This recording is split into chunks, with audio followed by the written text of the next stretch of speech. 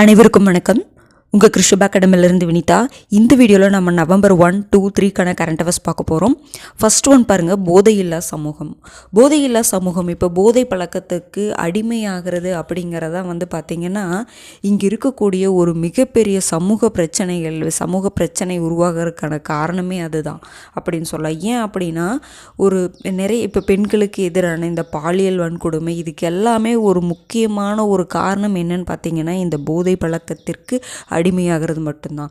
அப்போ நம்முடைய முதல் என்ன நம்ம பண்ணணும், நம்மளுடைய என்னென்னா போதையில்லா சமூகத்தை உருவாக்கணும் அப்படிங்கிறதா நம்முடைய முதன்மை நோக்கமாக இருக்கணும் அப்படிங்கிற மாதிரி இதில் சொல்லியிருப்பாங்க. அப்போ கவர்மெண்ட் சட்டம்லாம் கொண்டு வந்திருக்காங்க.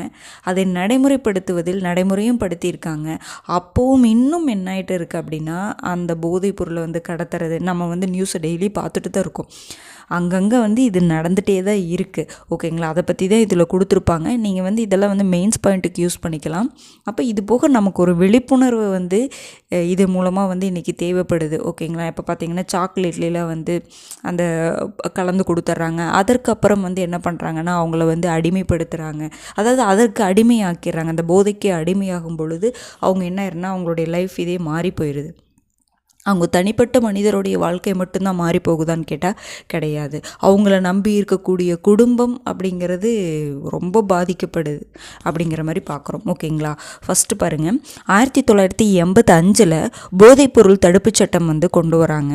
அந்த சட்டத்தின் மூலமாக என்னென்னலாம் விதிகள் கொண்டு வராங்கன்னா போதைப்பொருள் தயாரித்தல், கடத்துதல், விற்பனை செய்தல், பயன்படுத்துதல் இது எல்லாம் பண்ணுறவங்களுக்கு சிறை தண்டனை கொடுக்கலாம், இல்லை அபராதம் விதிக்கலாம். இல்லை அப்படின்னா சிறை தண்டனை அபராதம் ரெண்டையுமே என்ன பண்ணிக்கலாம், சேர்த்து கொடுக்கலாம் அப்படிங்கிற மாதிரி விதிகள் கொண்டு வராங்க.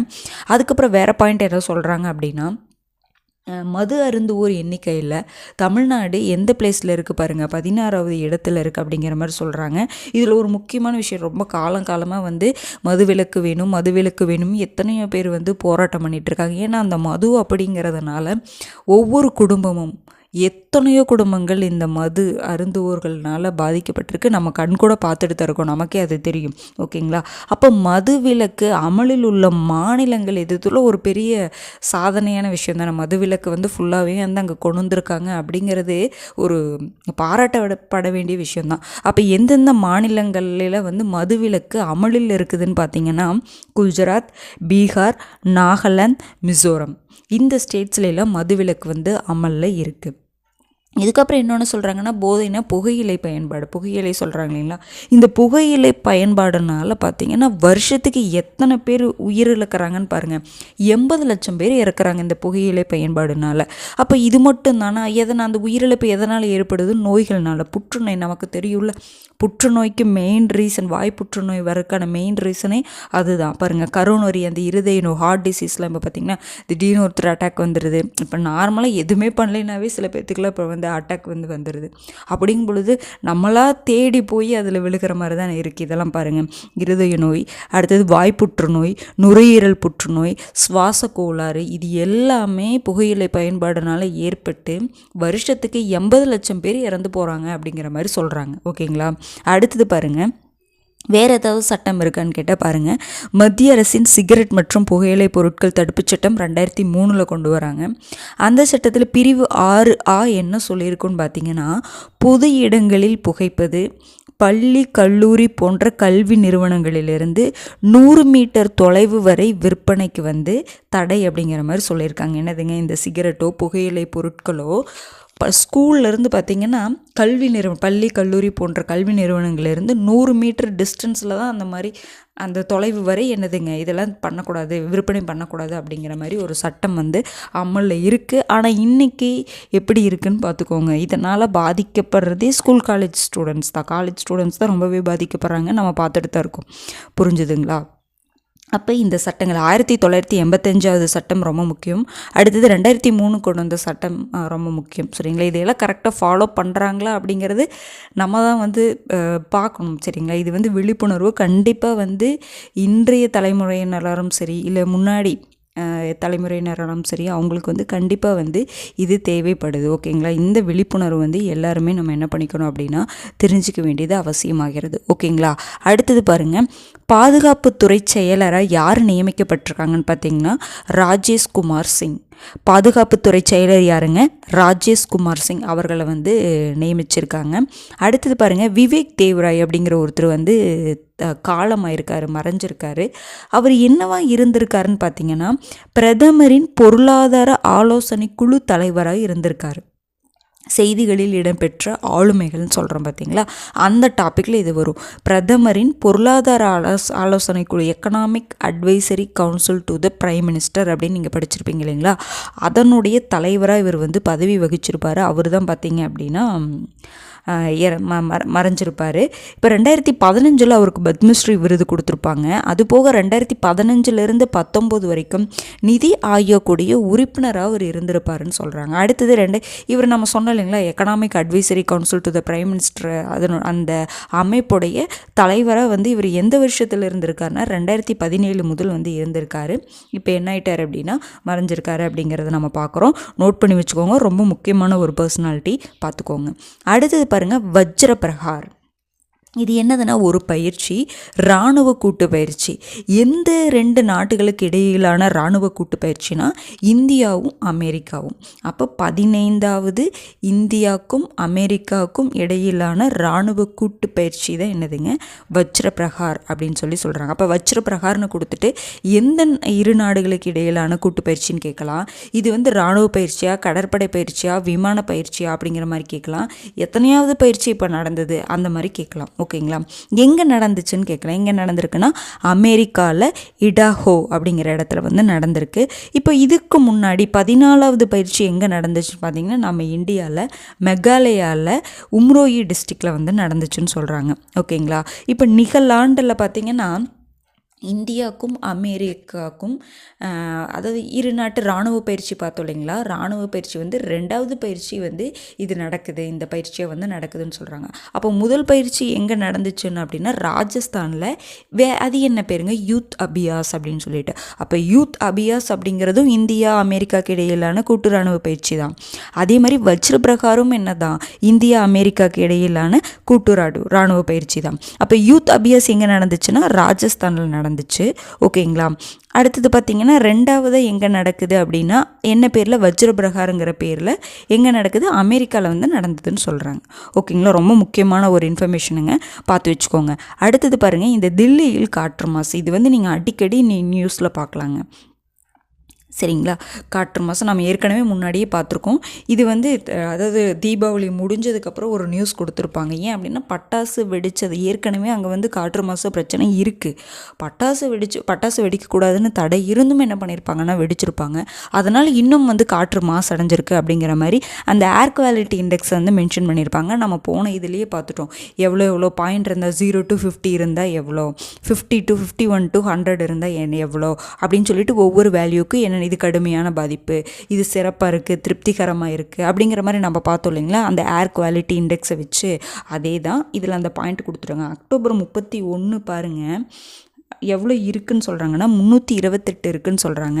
நவம்பர் 1 என்ன ஆயிடுச்சுன்னா 351 பட்டாசு வெடித்ததுக்கப்புறம் 351 ஆயிருக்கு அப்படிங்கிற மாதிரி 359 ஆயிருக்கு. அப்போ அதிகரிச்சிருக்கு. இதுக்கு காரணம் என்ன சொல்கிறாங்க அப்படின்னா பட்டாசு வெடித்ததுனால தான் அப்படிங்கிற மாதிரி சொல்கிறாங்க. இதில் இன்னொன்று என்ன சொல்கிறாங்கன்னா இந்தூர் அப்படிங்கிற ஒரு பிளேஸு, அது எங்கே இருக்குன்னா, அந்த நகரம் எங்கே இருக்குன்னா மத்திய பிரதேசில் இருக்குது. இந்த பிளேஸ் நம்ம அடிக்கடி நியூஸில் கேள்விப்பட்டிருப்போம். என்ன அப்படின்னா தூய்மை நகர விருது பார்த்திங்கன்னா தொடர்ந்து 7வது முறையாக இந்த பிளேஸ் தான் வாங்கியிருப்பாங்க, இந்தூர் தான் வாங்கியிருப்பாங்க. தூய்மை நகரம் சொல்லிட்டு நம்ம அதை செலக்ட் பண்ணி அதை என்ன பண்ணுவாங்கன்னா யாரெல்லாம் வந்து அந்த நகரத்தை வந்து என்ன சொல்லலாம்னா எந்தெந்த நகரங்களில் வந்து தூய்மையாக இருக்காங்களோ, தூய்மையாக வச்சுருக்காங்களோ அந்த நகரத்துக்கு என்ன பண்ணுவாங்கன்னா தூய்மை நகர விருது என்ன பண்ணிட்டு இருக்காங்கன்னா வருஷம் கொடுத்துட்ருக்காங்க. அதில் 7வது முறையாக வந்து இவங்க தான் வந்து தூய்மை நகர விருது வந்து தொடர்ந்து வாங்கியிருப்பாங்க. ஓகேங்களா? அப்படி இருக்கிற பகுதி கூட அந்த இந்தூரில் இருக்கக்கூடிய ஒரு பகுதி தான் பார்த்திங்கன்னா சோட்டி குவால்டோலி. அந்த பகுதியில் பாருங்கள் 404 அந்த ஏர் குவாலிட்டி இண்டெக்ஸ் அப்படிங்கிறது 404 இருக்குது. அப்போ 404ன்னா என்னென்னு பார்த்துருவோன்னா கடுமையான பாதிப்பு. அப்புறம் அப்படிப்பட்ட தூய்மை நகர விருது வாங்குகிற ஒரு பிளேஸே வந்து அந்தளவுக்கு பாதிப்படைஞ்சிருக்கு அப்படிங்கிற மாதிரி சொல்கிறாங்க. இதை நீங்கள் வந்து எதுக்கு யூஸ் பண்ணிக்கலாம்னா மெயின்ஸுக்கு யூஸ் பண்ணிக்கலாம். மற்றவங்கள தெரிஞ்சுக்க வேணாமான்னு கேட்டால் கிடையாது. இதை நீங்கள் ஓரளவுக்காவது தெரிஞ்சுக்கணும். இந்த மாதிரி இருக்குது, டெல்லியில் இந்த மாதிரி பிரச்சனை இருக்குது, பட்டாசு வெடிச்சு ஏற்கனவே அங்கே மாசு அதிகமாக இருக்குது, பட்டாசு வெடித்ததுனால இந்தளவுக்கு அதிகமாக இருக்குது. அப்போ இது இன்க்ரீஸ் ஆகும்போது இது என்னென்னலாம் பாதிப்பு ஏற்படுது, உடல் சம்பந்தமாக என்னென்னலாம் பாதிப்பு ஏற்படுது அப்படிங்கிறத நம்ம தெரிஞ்சுக்கணும். ஓகேங்களா. அடுத்தது இந்த நியூஸ் நம்ம பார்த்தது தான், இலவச மருத்துவ காப்பீடு திட்டம். இந்த திட்டம் என்னதுங்க, ஆயுஷ்மான் பாரத் பிரதான் மந்திரி ஜன் ஆரோக்கிய யோஜனா அப்படின்னு சொல்லிட்டு திட்டம் வந்து நமக்கு முன்னாடியே கொண்டு வந்திருப்பாங்க. என்னதுங்க, இது ஒரு காப்பீட்டு திட்டம். 5 லட்சம் வரை ஒவ்வொரு குடும்பத்துக்கு என்ன பண்ணுவாங்கன்னா 5 லட்சம் வரை மருத்துவ காப்பீடு கொடுக்கக்கூடிய ஒரு திட்டம் இது முன்னாடியே கொண்டு வந்திருப்பாங்க. இப்போ இது சமீபத்தில் என்ன பண்ணியிருக்காங்கன்னா 70 வயதுக்கு மேற்பட்டவங்களுக்கு என்ன பண்ணியிருப்பாங்கன்னா இந்த திட்டத்தை விரிவுபடுத்தியிருப்பாங்க. ஓகேங்களா. அந்த வயதை எதை வச்சு தீர்மானிப்பாங்கன்னா ஆதாரில் உங்களுக்கு வயசு இருக்கும் பார்த்தீங்களா, அந்த வயசு தான் எடுத்துக்குவாங்க. புரிஞ்சுதுங்களா. ஏன்னா முன்ன பின்ன இருக்கும் பார்த்தீங்களா, ஆதாரில் வந்து பார்த்திங்கன்னா இப்போ நம்ம என்ன தான் வந்து ஆதாரில் வந்து தப்பான வயசு கொடுத்துருந்தாலும் வேறு எது ப்ரூஃப் காட்டினாலும் அதை எடுத்துக்க மாட்டாங்க. ஆதாரில் என்ன வயசு இருக்குதோ அதை வச்சு தான் என்ன பண்ணுவாங்கன்னா இதை கொடுப்பாங்க அப்படிங்கிற மாதிரி சொல்கிறாங்க.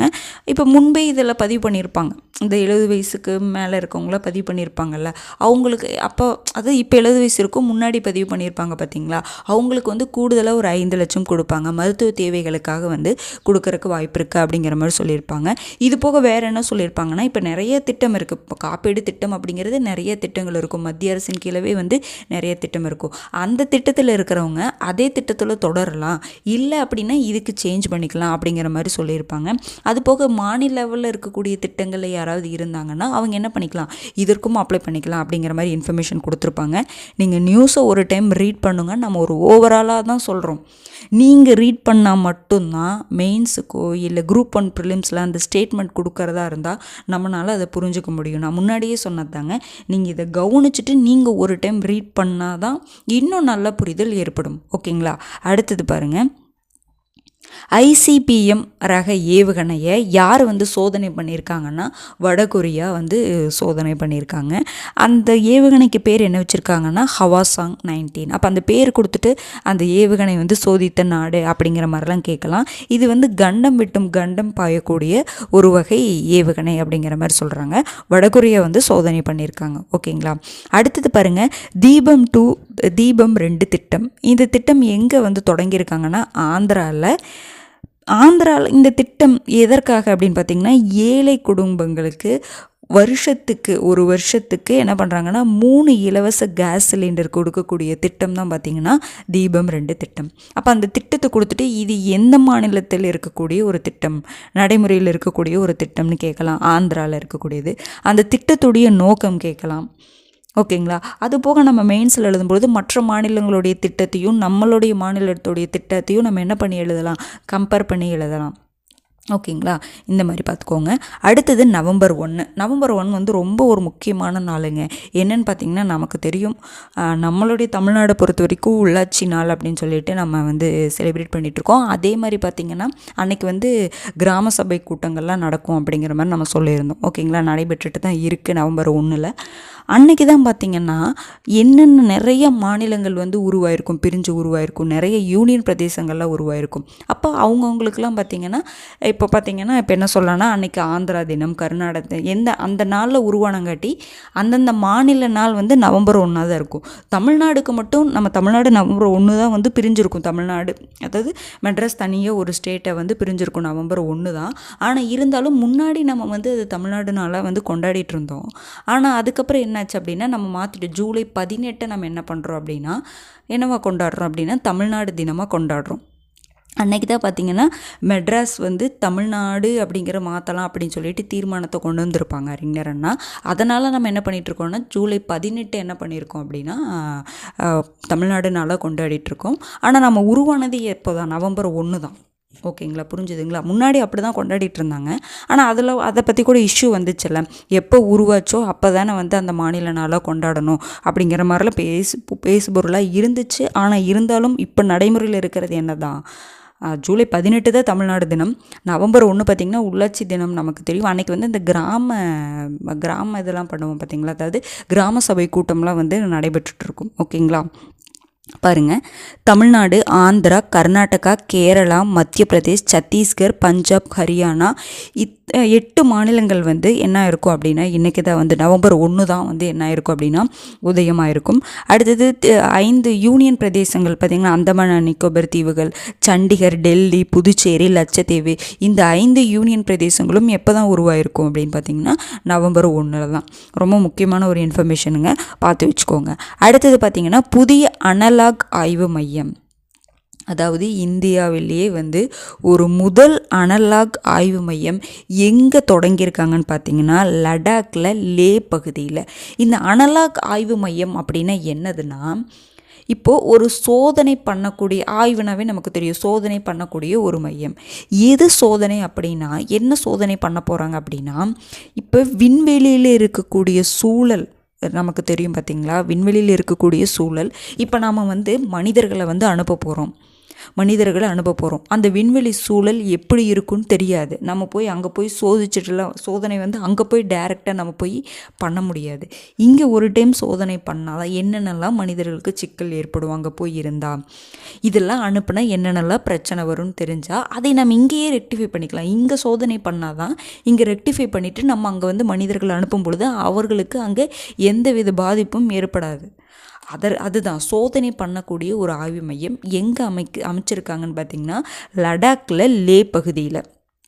அப்போ இந்த பகுதி பார்த்திங்கன்னா செவ்வாய், இந்த பகுதி எப்படி இருக்கும், ஏன் வந்து இந்த பகுதியை சூஸ் பண்ணாங்கன்னா, இந்த பகுதி செவ்வாய் கிரகம் மற்றும் நிலவின் நிலப்பரப்பு கூட அங்கே எப்படி இருக்கும், நிலவின் நிலப்பரப்பு எப்படி இருக்குது அதே மாதிரி இந்த லே பகுதியில் இருக்குன்னு சொல்கிறாங்க.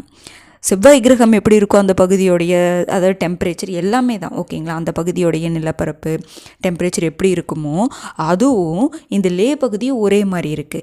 இப்போது இந்த பகுதியில் நம்ம இந்த லே பகுதியிலேயே சோதனை பண்ணிட்டோம் அப்படின்னா நமக்கு தெரிஞ்சிடும்ல, ரெண்டும் ஒரே சர்ஃபேஸாக தானே இருக்குது. அப்படிங்கும் பொழுது டெம்பரேச்சர் ஒரே மாதிரி தான் இருக்குது. அப்போ அங்கே என்னென்னலாம் பிரச்சனை ஏற்படுமோ இங்கே போய் நம்ம ஆய்வு செஞ்சோம்னா இந்த மாதிரி பிரச்சனைலாம் அங்கே ஏற்படும்னு சொல்லிட்டு நம்ம என்ன பண்ணிக்கலாம் அப்படின்னா தெரிஞ்சுக்கலாம். அதனால தான் வந்து இந்த பிளேஸை வந்து சூஸ் பண்ணியிருக்காங்க. கேட்கலாம், அதாவது ப்ரிலிம்ஸில் கூட ஸ்டேட்மெண்ட்டாக கூட கேட்கலாம், ஏன் வந்து அனலாக் ஆய்வு மையத்தை வந்து லே பகுதியில் சூஸ் பண்ணியிருக்காங்க, வேறு ஏதாவது பிளேஸில் சூஸ் பண்ணியிருக்கலாம்ல அப்படிங்கிற மாதிரி கொஷினை கேட்கலாம். பார்த்துக்கோங்க, செவ்வாய் கிரகம் மற்றும் நிலவின் நிலப்பரப்புக்கு என்னவாக இருக்குது அப்படின்னா இந்த பிளேஸ் வந்து அதாவது எப்படி சொல்லலாம் சிமிலராக இருக்குதுன்னு சொல்லலாம். ஓகேங்களா, பாருங்கள், வேற்று கிரகங்களில் இருப்பது போன்ற சூழல் கொண்ட கலன்களை அமைத்து என்ன பண்ணுவாங்கன்னா ஆய்வு பண்ணுவாங்க. இப்போ நம்ம அனுப்புறது அங்கே போய் செட் ஆகுமா அப்படிங்கிற மாதிரி முன்னாடியே இங்கேயே ஆய்வு பண்ணிவிட்டு அதுக்கப்புறம் அனுப்பும் பொழுது அங்கே கண்டிப்பாக அந்த மிஷன் என்ன தான் ஆகும், சக்ஸஸ் தான் ஆகும். ஓகேங்களா, இந்த மையத்துக்கு என்ன பேர் வச்சுருக்காங்கங்கிறது ரொம்ப ரொம்ப முக்கியங்க. ஹேப் 1 அப்படின்னு சொல்லிட்டு பேர் வச்சுருக்காங்க. எந்தெந்த நிறுவனங்களில் இணைஞ்சு இதை வந்து தொடங்கியிருக்காங்கன்னா இஸ்ரோ, ஐஐடி மும்பை, லடாக் பல்கலைக்கழகம், லடாக் தன்னாட்சி மலை மேம்பாட்டு கூட்டமைப்பு, மனித விண்வெளி பயண மையம் மற்றும் ஏஏகேஏ ஸ்பேஸ் ஸ்டூடியோ, இவங்க எல்லாருமே சேர்ந்து என்ன பண்ணியிருக்காங்க அப்படின்னா இந்த மையத்தை வந்து அமைச்சிருக்காங்க. விண்வெளி, இதுக்கு என்ன சொல்லணும்னா விண்வெளி சூழல் ஆய்வு திட்டம் அப்படின்னு சொல்லி சொல்கிறாங்க. ஓகேங்களா, அடுத்தது பாருங்கள், அபயா ப்ளஸ், ரொம்ப முக்கியமான ஒரு திட்டங்க. வேறு ஸ்டேட்டில் இருக்கக்கூடிய ஒரு திட்டம் அபயா ப்ளஸ், சிறுமிகளுக்கான தற்காப்பு கலை பயிற்சி திட்டம். ஓகேங்களா, தற்காப்பு இந்த கராத்தே சொல்லி கொடுக்கறது அந்த மாதிரி. ஓகேங்களா, ஏன்னா இப்போ ரீசெண்டாக மேற்கு வங்கத்தில் நடந்த நியூஸ் எல்லாத்துக்குமே தெரியும். ஓகேங்களா, அப்போ அதை முன்னிட்டு என்ன பண்ணியிருப்பாங்க அப்படின்னா சிறுமிகளுக்கான தற்காப்பு கலை பயிற்சி திட்டத்தை வந்து மேற்கு வங்கத்தில் வந்து இது பண்ணியிருக்காங்க. அந்த திட்டத்தின் பெயர் என்ன அப்படின்னா அபயா ப்ளஸ் அப்படின்னு சொல்கிறாங்க. ஓகேங்களா, அடுத்தது பாருங்கள், ரயில் பயணச்சீட்டு முன்பதிவு. முன்னாடி பார்த்திங்கன்னா முன்னாடி நம்ம ஒரு 120 நாளுக்கு முன்னாடியே நம்ம என்ன பண்ணிக்கலாம் அப்படின்னா முன்பதிவு பண்ணுற மாதிரி இருந்துச்சு. இப்போ என்ன பண்ணிட்டாங்க, அதை 60 நாளாக வந்து குறைச்சிருக்காங்க நவம்பர் 1 ஓகேங்களா, ஆனால் வந்து வெளிநாட்டு சுற்றுலா பயணிகளுக்கு அந்த 365 நாளுக்கு முன்னாடியே பண்ணணும் அப்படிங்கிற மாதிரி இருக்கும். அதில் எந்த வித மாற்றமும் இல்லை அப்படிங்கிற மாதிரி சொல்லியிருப்பாங்க. ஓகேங்களா, அடுத்தது பாருங்கள், நவம்பர் 3க்கான கரண்ட் அஃபேர்ஸு. இப்போ பாருங்கள், இந்தியா கனடாக்கான பிரச்சனை வந்து அதிகமாக போயிட்டு அவங்க வந்து நம்மளை பற்றி நம்ம தான் வந்து அந்த நீங்கள் முன்னாடியே நம்ம பார்த்துருப்பீங்களா இந்த நிஜார்குள்ளே இதில் வந்து இந்தியா தான் வந்து ஈடுபட்டு இது பண்ணியிருக்காங்க, கொலை பண்ணியிருக்காங்க அப்படிங்கிற மாதிரிலாம் வந்து நிறைய பிரச்சனை ஆயிடுச்சு. இந்தியாவுக்கும் கனடாக்கும் இடையில் வந்து ஒரு உறவு வந்து விரிசல் ஏற்பட்டுச்சு. அதில் பார்த்திங்கன்னா அதில் ஒரு முக்கியமான ஒரு இன்ஃபர்மேஷன் கொடுத்துருப்பாங்க பாருங்கள். கனடாவில் தேசிய இணையவழி அச்சுறுத்தல் மதிப்பீடு அறிக்கை வந்து வருஷம் வெளியிடுவாங்க. அதில் அந்த பட்டியலில் இவ்வளோ நாளாக இந்தியா இல்லை, இப்போ பார்த்திங்கன்னா 5th பிளேஸில் வந்து இந்தியாவை கொண்டு வந்திருப்பாங்க. அப்போ என்ன அர்த்தம்னா இந்தியானால் இணையவழி அச்சுறுத்தல் இருக்குது அப்படிங்கிற மாதிரி ஒரு இதை கொண்டு வந்திருப்பாங்க. இந்த மாதிரி பிரச்சனை போயிட்டுருக்கக்கூடிய ஒரு சமயத்தில் இவங்க இதையும் இந்த பட்டியலில் இந்தியாவையும் இணைச்சிருக்காங்க. ஓகேங்களா. அதில் அந்த தேசிய இணையவழி அச்சுறுத்தல் மதிப்பீட்டு அறிக்கையில் கனடாவுக்கான தேசிய இணையவழி அச்சுறுத்தல் மதிப்பீட்டு அறிக்கையில் சீனா ஃபஸ்ட்டு, ரஷ்யா செகண்ட் இருக்குது, தேர்டு வந்து ஈரானு, ஃபோர்த்து வந்து வடகொரியா, 5th பார்த்திங்கன்னா இந்தியா. ஓகேங்களா. அடுத்தது பாருங்கள், காமன்வெல்த் பாராளுமன்ற மாநாடு எங்கே நடந்துச்சு அப்படின்னா ஆஸ்திரேலியாவில் நடந்துச்சு. அப்போ நம்ம பேரவைத் தலைவர் அப்பாவு கூட போய் கலந்துருப்பாங்க அப்படிங்கிற மாதிரி கொடுத்துருப்பாங்க. பார்த்துக்கோங்க, காமன்வெல்த் பாராளுமன்ற மாநாடு எங்கெங்கே நடந்துச்சு? ஆஸ்திரேலியா. இந்த மாநாடெல்லாம் கொஷின்ஸ் கேட்குறாங்க, பார்த்துக்கோங்க. அடுத்தது பாருங்கள், இந்தியாவுக்கும் தாய்லாந்துக்கான அந்த உறவுகளை பற்றி சொல்லியிருப்பாங்க. அதாவது வருடம் ராயல் கேத்தீனா அப்படிங்கிற விழா, புத்தம் இது மதத்தினருடைய அந்த பாரம்பரிய விழாவான ராயல் கேத்தீனா. அப்போ கேட்பாங்க, ராயல் கேத்தீனா அப்படிங்கிறது எந்த மதத்தினருடைய ஒரு பாரம்பரிய விழா அப்படிங்கிற மாதிரி கேட்பாங்க. பண்பாடு ரிலேட்டடான கொஷின்ஸ் இதெல்லாம் வரலாம். அந்த விழாவுக்கு இந்தியாவில் நடந்துச்சு. அந்த விழாக்கு தாய்லாந்து வெளியுறவு அமைச்சர் மாரிஸ் சங்கியம்போங்சா வந்து வந்திருக்காங்க. நமக்கு தெரியும் தாய்லாந்துலாம் பார்த்திங்க, தாய்லாந்து, இலங்கை இவங்களாம் பார்த்திங்கன்னா ஓரளவுக்கு புத்திசம் அப்படிங்கிறது அங்கே நிறையவே நம்ம பார்க்கலாம். அப்படிங்கும்பொழுது அவங்க வந்து இங்கே வந்து கலந்துருக்காங்க. அப்போ அவங்க சிலதெல்லாம் சொல்லியிருப்பாங்க. என்ன சொல்லியிருப்பாங்கன்னா பாருங்கள், பிம்ஸ்டெக்னு என்னதுங்க? Bay of Bengal initiative for multi sectoral technical and economic cooperation. இது ஒரு அமைப்பு மாதிரி. இதில் என்னென்ன நாடுகளாக இருக்காங்கன்னா இந்தியா, இலங்கை, வங்கதேசம், மியான்மர், தாய்லாந்து, நேபாளம், பூட்டான். இந்த மாதிரி ஸ்டாட்டிக்கான கொஷின்ஸ்லாம் இதெல்லாம் கேட்பாங்க. பிம்ஸ்டெக்னா எக்ஸ்பென்ஷன் கேட்கலாம். அதில் என்னென்ன கண்ட்ரீஸில் இருக்காங்க, இந்தியா இருக்காங்களா, பிம்ஸ்டெக் அமைப்பில் இந்தியா இருக்காங்களான்னு கேட்பாங்க. ஓகேங்களா. அப்போ இந்தியாவும் இருக்காங்க, இதில் தாய்லாந்து இருக்காங்க. இந்த நிகழாண்டு இந்த வருஷத்துக்கு வந்து யார் வந்து இந்த பிம்ஸ்டெக்கில் தலைமை தாங்கியிருக்காங்கன்னா தாய்லாந்து. அப்போ இந்த வருஷ கடைசியில் பார்த்திங்கன்னா தாய்லாண்டில் இந்த மாநாடு நடக்கும் அப்படிங்கிற மாதிரி, இந்த அமைப்புடைய மாநாடு நடக்கும் அப்படிங்கிற மாதிரி அதை பற்றி பேசியிருப்பாங்க. ஓகேங்களா.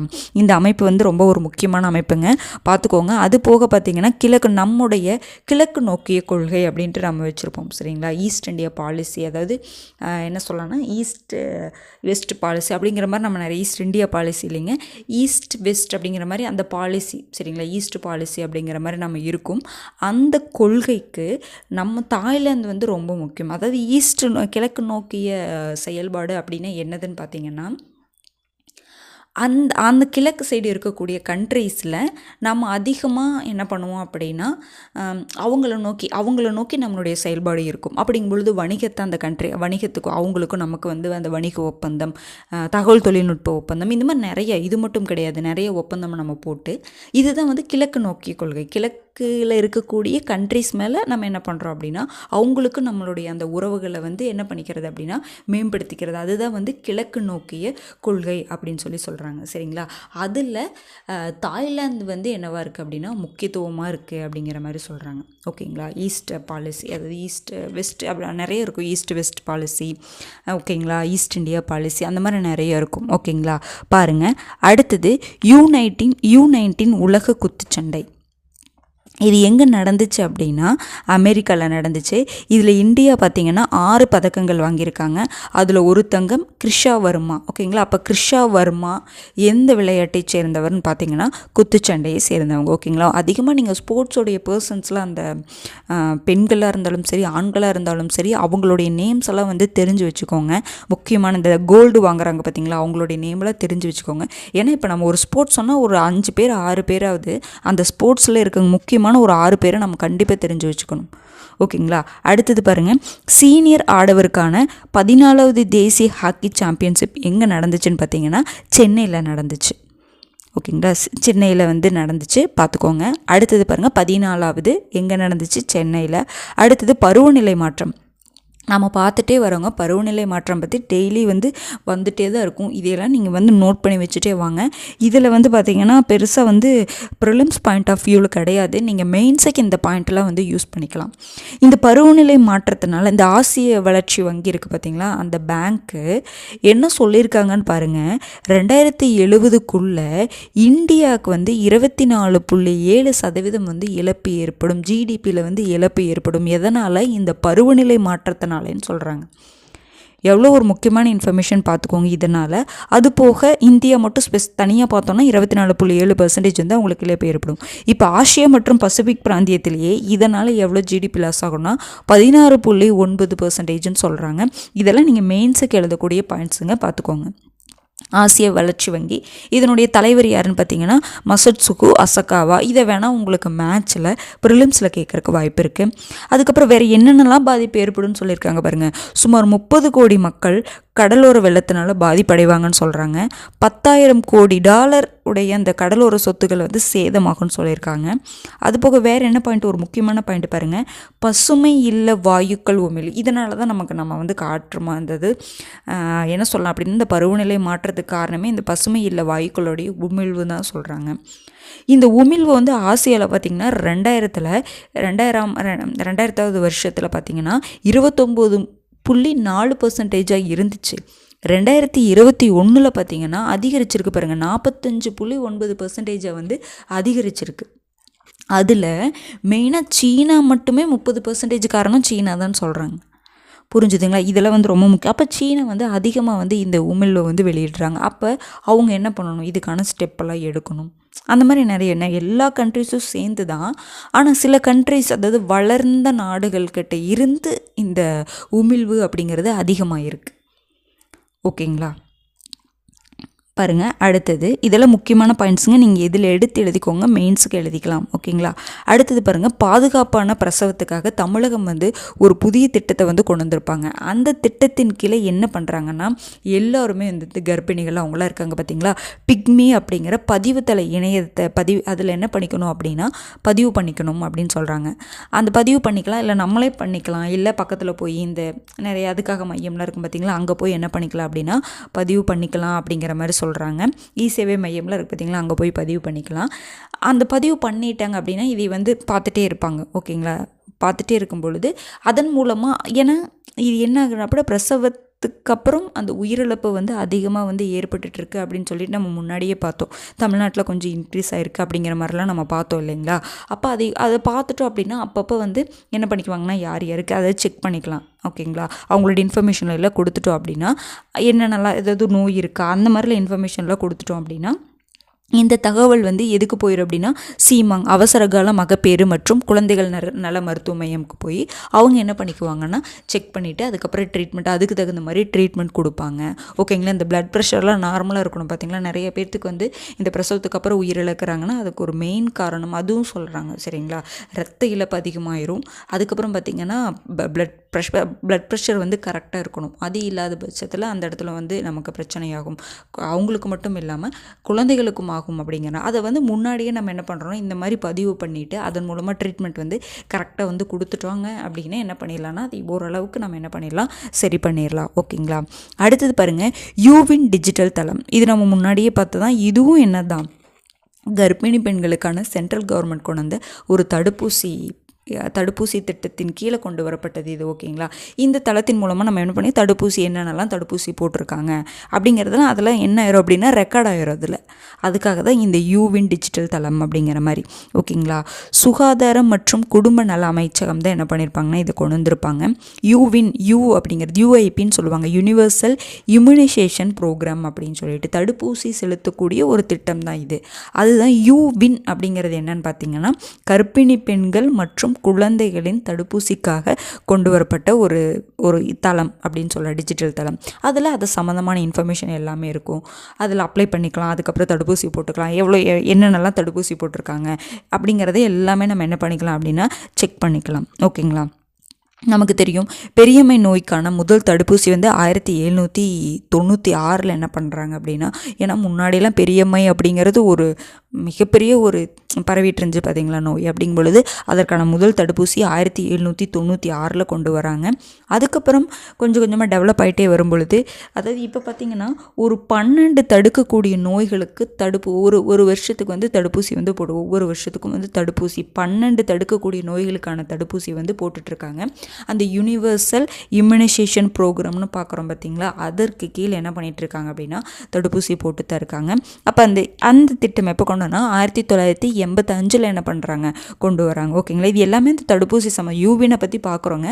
அது போக இதற்கு முன்னாடியில் வந்து இந்த தடுப்பூசி அப்படிங்கிறது ஒன்றா வந்து, அதனால் நம்ம வந்து இந்த டிஜிட்டலைஸ்டாக இதை கொண்டு வந்திருக்கோம் பார்த்திங்களா, இதனால் என்னென்ன பயன் அப்படிங்கிற மாதிரிலாம் என்ன பண்ணியிருக்காங்கன்னா கொண்டு வந்திருப்பாங்க.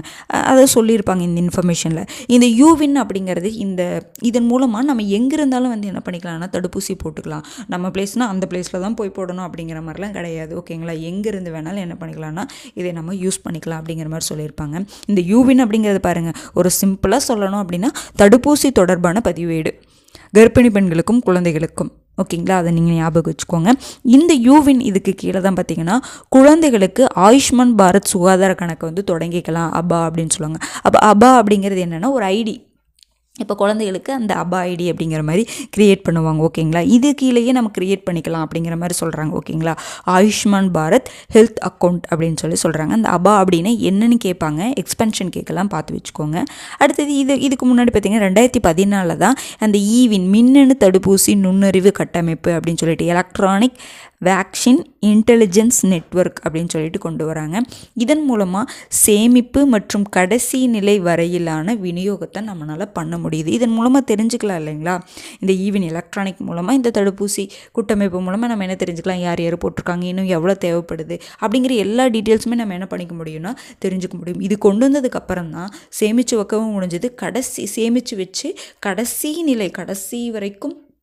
கடைசி வரை நிலையிலான விநியோகத்தை பண்ண முடிஞ்சது அப்படிங்கிற மாதிரி சொல்லியிருப்பாங்க. ஓகேங்களா, ஈவின்னா என்னென்னு பார்த்துக்கோங்க. அடுத்தது இதே மாதிரி தான் பார்த்தீங்கன்னா COVID-19 பீரியடில் கோவின் அப்படின்னு சொல்லிட்டு ஒன்று கொண்டு வந்தாங்க பார்த்தீங்களா, அந்த தளம் கொண்டு வந்தாங்க. அதுவும் அந்த தடுப்பூசிக்காக தான், கோவிட் வேக்சின் இன்டெலிஜென்ஸ் நெட்வொர்க். அப்போ இது எல்லாமே ரொம்ப முக்கியங்க. யூவின்னா என்னென்னு பாருங்கள், ஈவின்னா என்னென்னு பாருங்கள், கோவின் அப்படின்னு என்னென்னு பாருங்கள். இதை படிச்சுட்டு ஒரு டைம் நியூஸை ரீட் பண்ணுங்கள். இதெல்லாம் நம்ம என்ன ஃபேக்ட் மாதிரி சொல்கிறோம் பார்த்தீங்களா, ஒரு இதாக தான் சொல்கிறோம். ஓகேங்களா, நீங்கள் ஒரு டைம் ரீட் பண்ணுங்கள், எதுக்காக வந்து இந்த நியூஸ் வந்து இங்கே கொடுத்துருக்காங்க அப்படிங்கிறத ரீட் பண்ணிக்கோங்க. ஓகேங்களா, அடுத்தது பாருங்கள், வாயேஜர் 1 விண்கலம். இந்த விண்கலம் எந்த நாட்டுடையன்னு பார்த்தீங்கன்னா அமெரிக்காவுடைய நாசா வந்து 47 வருஷத்துக்கு முன்னாடி விண்வெளி ஆய்வுக்காக இந்த வாயேஜர் 1 விண்கலத்தை வந்து அனுப்பிச்சிருப்பாங்க. இந்த விண்கலத்தை என்ன சொல்கிறாங்க பாருங்கள், பூமியிலிருந்து 15 பில்லியன் மைல் தூரம் கடந்த முதல் விண்கலம் தான் எதுங்க இந்த வாயேஜர் 1 விண்கலம். இப்போ இதுவரை இந்த விண்கலம் என்னென்னலாம் கண்டுபிடிச்சிருக்குன்னு பார்த்தீங்கன்னா, வியாழன் கிரகத்தை சுற்றியுள்ள மெல்லிய வளையத்தை வந்து இது கண்டுபிடிச்சு அனுப்பிச்சிருக்கு. அடுத்தது கிரகங்களை சுற்றி கொண்டிருக்கும் 5 புதிய நிலாக்களை வந்து கண்டுபிடிச்சிருக்கு. சனி கிரகத்தை சுற்றியுள்ள ஜி வளையம். அப்போ கேட்கல, ஜி வளையம் வந்து எந்த கிரகத்தை சுற்றி இருக்குன்னா சனி கிரகத்தை சுற்றியுள்ள ஜி வளையம். இது எல்லாமே என்னதுன்னா கண்டுபிடிச்சு அனுப்பிச்சிருக்கு. ஓகேங்களா, ஆனால் சிறிது காலம் இது வந்து செயல்படாதது. அங்கே ஸ்பேஸுக்கும் அந்த நம்ம என்ன சொல்லலாம்னா பூமிக்கு அதனுடைய அந்த தகவல் இருக்குது பார்த்தீங்களா, கம்யூனிகேஷன் இருக்குது பார்த்தீங்களா, அது வந்து தடைபட்டுருச்சு, இதுவரை செயல்படலை அப்படிங்கிற மாதிரி சொல்கிறாங்க. இப்போ என்ன பண்ணியிருக்காங்கன்னா ரேடியோ டிரான்ஸ்மிட்டர் உதவி மூலம் தற்போது என்ன பண்ணியிருக்காங்க, பூமியுடன் மீண்டும் தகவல் தொடர்பு கொண்டு வந்திருக்காங்க அப்படிங்கிற மாதிரி சொல்கிறாங்க. ஓகேங்களா, அப்போ அந்த கொண்டு வந்ததுனால தான் இந்த நியூஸு. அதனால் நம்ம வாயேஜர் 1 விண்கலத்தை பற்றி தெரிஞ்சுக்கணும். ஓகேங்களா, 15 பில்லியன் தூரம், பூமியிலிருந்து 15 பில்லியன் மைல் தூரம் கடந்த முதல் விண்கலம். இது என்னென்னலாம் கண்டுபிடிச்சு அனுப்பிச்சிருக்கு அப்படிங்கிறது ரொம்ப முக்கியமானது. ஓகேங்களா, இப்போ நம்ம பார்க்கக்கூடிய இன்ஃபர்மேஷன் நீங்கள் ப்ரிலிம்ஸுக்கு மட்டும் நினைக்காதீங்க. இதில் இருக்கக்கூடிய ஒரு சின்ன சின்ன ஃபேக்டெல்லாம் நம்ம என்ன பண்ணிக்கலாம் அப்படின்னா, நீங்கள் கவனிக்கும் பொழுது, லிசன் பண்ணும் பொழுது கண்டிப்பாக மெயின்ஸில் அந்த பாயிண்ட்டு ஞாபகம் வரும். ஓகேங்களா, எப்போவுமே ஒரு டைம் பாருங்கள், வீடியோ பார்க்கும் பொழுது என்னதுன்னா ஒரு டைம் நம்ம மைண்டில் வந்து ஒரு சும்மா கவனிக்கிறோம் பார்த்தீங்களா, அப்போ லைட்டாக வந்து நமக்கு ஸ்டோர் ஆயிரும்.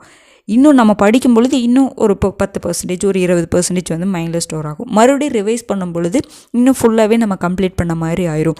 ஒரே ஒரு டைம் ரீடிங் அப்படிங்கிறது நம்ம மைண்டில் கண்டிப்பாக ஸ்டோர் ஆகாது. அதனால தான் வந்து நம்ம வேறு மாதிரி படிக்கணும். வீடியோ பார்க்கணும், படிக்கணும், ரிவைஸ் பண்ணணும்.